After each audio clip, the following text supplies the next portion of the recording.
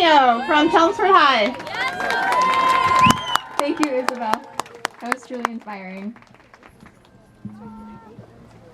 When we march, they are mad. When we walk out, they are angry. When we speak up, they are furious. When we die, they say nothing and they are silent. As young adults, we encounter the pressures that come with education and achieving success. But we are old enough to know that one of them should not be the anxiety of questioning whether we make it through the school day. Will there be a lockdown today? Tomorrow? When will our lives be unexpectedly taken? What will happen when the hallways are silent, the doors locked, and students huddle in a corner, cramped and afraid, and not sure of what to do next? When our third period class becomes the end, we will not stand for this violence, but we will stand for change. Leading up to the day of the walkout, there were many questions in the minds of students. What will my parents think? What will my classmates think? And what will college admissions think if I get in trouble? But the most important question we must ask ourselves is, what do we think? And how will we take the action to see it through? There may not be a definite solution, but what we do know is that something needs to change now, and it should have a long time ago. Knowing that innocent children were the victims of a massacre when they had a future is not something we should be seeing on the news every day. We are in a state of shock and disarray. The minds of students are penetrated by an inescapable sound of a gunshot. And the one way to unravel the chaos is to stand and say, no, never again. Not one more life.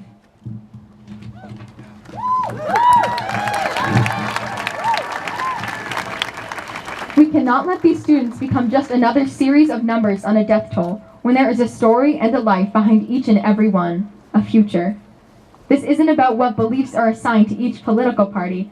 This is about shielding our schools from the horrific shots fired that took away one of us, a child. The only way to come to a solution is to raise our voices together.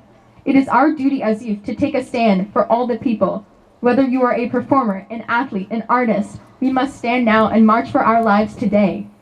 Nobody wants a body filled with life and knowledge to carry the weight of all the world's worries and woes with a single bullet. The students at Marjorie Stoneman Douglas didn't, and neither did the students of countless school shootings. It is now our time to bring forth change and stand with everybody affected by this horrible tragedy. Because the Green Castle shooting in Pennsylvania in 1764 should have been the last time. The Columbine shooting of 1999 should have been the last time.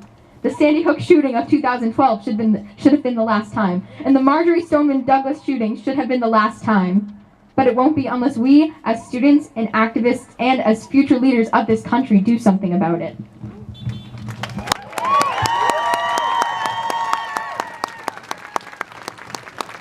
Together, we can prevent a place that should be teaching us how to read, write, and explore endless possibilities from filling our eyes with a fear we cannot see past.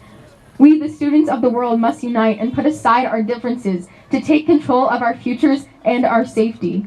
Although we are young, we are mighty, and I believe that the students enacting change are well-informed individuals who will base their opinions on facts and real-life experiences. History shows the younger generation enacts change. The SNCC, or Student Nonviolent Coordinating Committee, was a student group during the Civil Rights Movement that participated in many peaceful protests and sit-ins, which caused tremendous movement with student involvement. We are doing the same by recognizing a needed change, so that maybe our voices can be heard in an echo throughout history. As students all across the country walked out of their schools to honor the victims, there was a lot of controversy about how effective it would be. But the fact that it was so widespread shows the impact it has had on students, teachers, and parents everywhere. Please, to everyone who is against it, don't be mad that your children and friends are protesting. Be mad because it had to happen. What happens when we are old enough and nothing has changed, and we have sacrificed millions of lives to protect something that is doing the damage? And if no one else can stand up and say this, I'm pretty damn sure the 1 million students who walked out of over 3,500 different schools on March 14th to honor the victims and inspire change definitely will have something to say.